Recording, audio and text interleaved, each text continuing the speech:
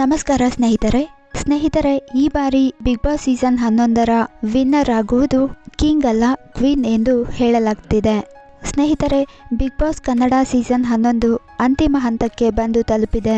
Grand finale ಅದ್ದೂರಿಯಾಗಿ ನಡೆಯುತ್ತಿದ್ದು, ಫಿನಾಲೆಗೆ ಬಂದ 6 ಜನರ ಪೈಕಿ ಭವ್ಯ ಈಗಾಗಲೇ ಎಲಿಮಿನೇಟ್ ಆಗಿದ್ದು, ಮೋಕ್ಷಿತಾ ಪೈ, ತ್ರಿವಿಕ್ರಮ್, ಉಗ್ರಂ ಮಂಜು, ಹನುಮಂತು ಹಾಗೂ ರಜತ್ ಟಾಪ್ 5 ಸ್ಪರ್ಧಿಗಳಾಗಿ ಹೊರಹೊಮ್ಮಿದ್ದಾರೆ.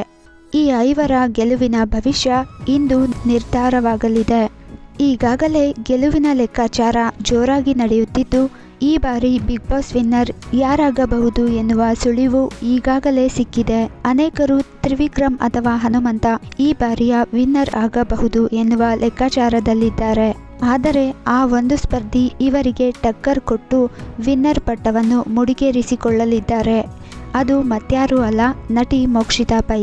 ಹೌದು ಸ್ನೇಹಿತರೆ, ಬಿಗ್ ಬಾಸ್ ಕನ್ನಡ ಸೀಸನ್ 11ರ ವಿನ್ನರ್ ಮೋಕ್ಷಿತಾ ಪೈ ಆಗುವುದು ಬಹುತೇಕ ಖಚಿತವಾಗಿದೆ.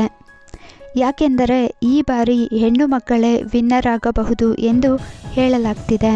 ಫಿನಾಲೆಗೆ ಬಂದ 2 ಹೆಣ್ಣು ಮಕ್ಕಳ ಪೈಕಿ ಭವ್ಯ ಈಗಾಗಲೇ ಎಲಿಮಿನೇಟ್ ಆಗಿದ್ದು, ಹೀಗಾಗಿ ಬಿಗ್ ಬಾಸ್ ಕನ್ನಡ ಸೀಸನ್ 11ರ ಟ್ರೋಫಿ ಮೋಕ್ಷಿತಾ ಕೈ ಸೇರಲಿದೆ ಎನ್ನುವ ಚರ್ಚೆ ಸೋಷಿಯಲ್ ಮೀಡಿಯಾದಲ್ಲಿ ಹರಿದಾಡ್ತಿದೆ.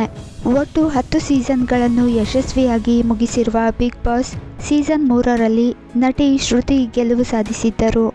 ಬಳಿಕ ಮತ್ಯಾವ ಮಹಿಳಾ ಸ್ಪರ್ಧಿಯೂ ಕೂಡ ಈವರೆಗೂ ಗೆದ್ದಿಲ್ಲ. ಹೀಗಾಗಿ ಈ ಬಾರಿ ಮಹಿಳಾ ಸ್ಪರ್ಧಿ ಗೆಲ್ಲುವ ಸಾಧ್ಯತೆ ಹೆಚ್ಚಿದೆ.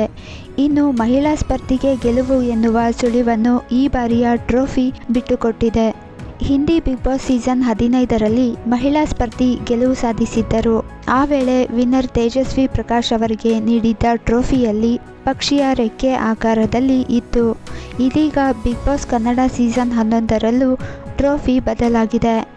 2 ರೆಕ್ಕೆಗಳಿರುವ ಟ್ರೋಫಿ ನೀಡಲಾಗುತ್ತಿದೆ. ಹೀಗಾಗಿ ಮಹಿಳಾ ಸ್ಪರ್ಧಿ ಅಂದರೆ ಮೋಕ್ಷಿತಾಗೆ ಗೆಲುವು ಎನ್ನುವ ಚರ್ಚೆ ಸಾಮಾಜಿಕ ಜಾಲತಾಣದಲ್ಲಿ ಜೋರಾಗಿದೆ.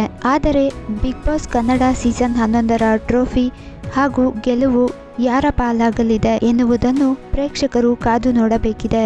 ನೋಡಿದ್ರಲ್ಲ ಫ್ರೆಂಡ್ಸ್, ಇದಿಷ್ಟು ಬಿಗ್ ಬಾಸ್ಗೆ ಸಂಬಂಧಿಸಿದ ಒಂದಷ್ಟು ಮಾಹಿತಿ ಆಗಿದ್ದು, ಮುಂದಿನ ವಿಡಿಯೋದಲ್ಲಿ ಮತ್ತೆ ಸಿಗೋಣ. ನಮಸ್ಕಾರ.